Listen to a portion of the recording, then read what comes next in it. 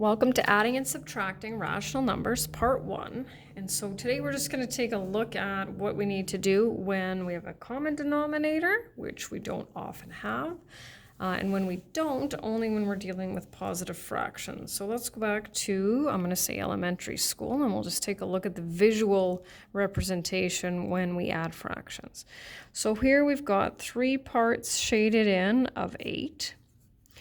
And 2 parts shaded of 8. And of course, right, when we add those together, we can clearly see that we have a total of 5 parts shaded out of 8 total. So when we have the same denominators with our fractions, right, well, let's see, what do?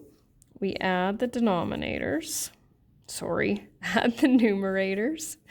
And what do we do with the denominator?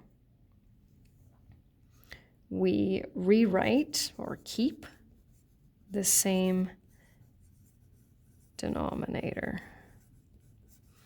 And then if possible, we always want to make sure to see if we can simplify the fraction any further. So 5 over 8 is already simplified, so we're good.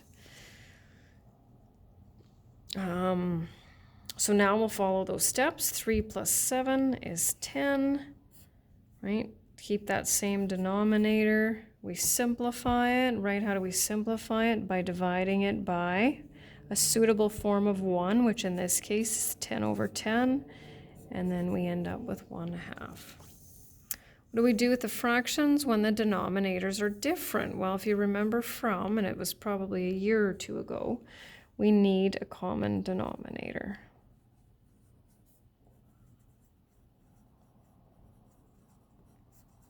Find the lowest common denominator, determine the smallest number that divides evenly into all denominators. So we'll look at, just because it's a little bit easier here, we'll kind of look at the lowest common denominator versus the common denominator, right? So what we want to do is determine the smallest number that divides evenly into our denominators. And we kind of do that by doing multiples, right? So if we count by 7s, and we count by 3s, what's the first number that they'll have in common?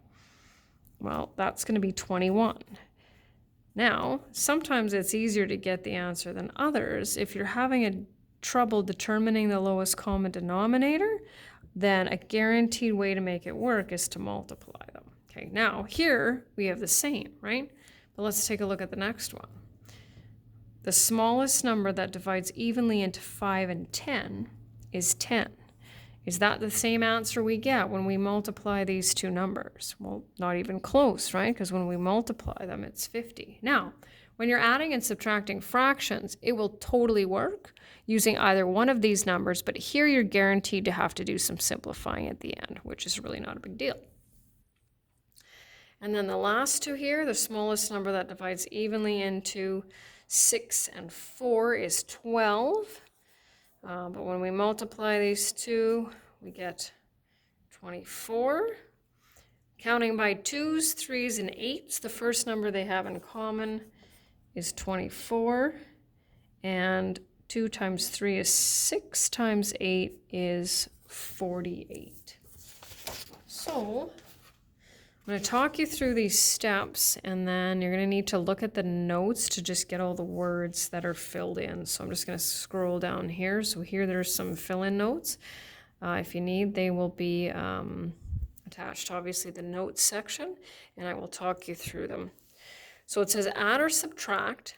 Don't forget to show the step where the fractions change to a common denominator. Leave final answers in simplified proper or improper form. And I find that most students in grade 9 are used to leaving their answers in mixed. And here we prefer improper, which usually saves us a step. And the only time I think we use mixed is for graphing on a number line, as well as word problems. So we'll look at this. So step number 1 is we need to change mixed fractions to improper fractions where possible, but we don't have that in this case. So now the next thing that we need to do is find our lowest common denominator, which is going to be 10. Okay, so then what we're going to do is make sure that we write both fractions with a denominator of 10. Okay, now well, here's my question, I guess, again. By what do I need to multiply 2/5 in order to make it a fraction out of 10? 2 over 2. And that's the step that I need. That shows that you understand how to create equivalent fractions, right? So 2 times 2 is 4, right? 5 times 2 is 10. We already have that. And obviously, we're not going to rewrite. This one's already out of 10. So we created our equivalent fractions. That's step number 3. Then our next step is to add or subtract the numerators. In this case, we're adding. Rewrite the same denominator. Simplify and leave your final answer in proper or improper form. So there will already be a question on the quiz or the exam that asks you to show how you're simplifying, so you don't actually have to write the divided by 5 over 5. You can go right to 1 over 2 for that one. Here, so our lowest common denominator in this case is the answer we get when we multiply both together, right? So I like to do this first, but it doesn't really matter. Some students go right to that step. So in order to write 2/3 as an equivalent fraction out of 30, I will need to multiply it by 10 over 10, right? And 10 times what gets me to 30? Well, then this one will be 3 over 3. So we'll go back to our multiplication tables, right? 10 times 2 is 20. 3 times 3 is 9. I'm going to subtract my numerators. 20 minus 9 is 11. And there's no simplifying that I need to do there. And the last one for today's lesson, get it to fit over there. There we go. So this one we're going to have to change mixed to improper. So we'll go 5/12 plus, how do we do that? 8 times 1 is 8, plus 1 is 9. Okay, now, if I multiply those two denominators, I'm going to get 96. That's a pretty large number to deal with. It's doable because we have calculators, but is there a smaller number, right, that divides evenly into 12 and 8, and that would be 24.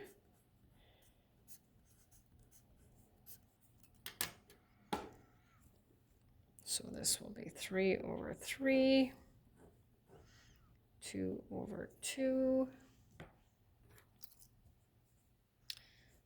10 and 27. Add the numerators, keep the denominator the same. And that's it.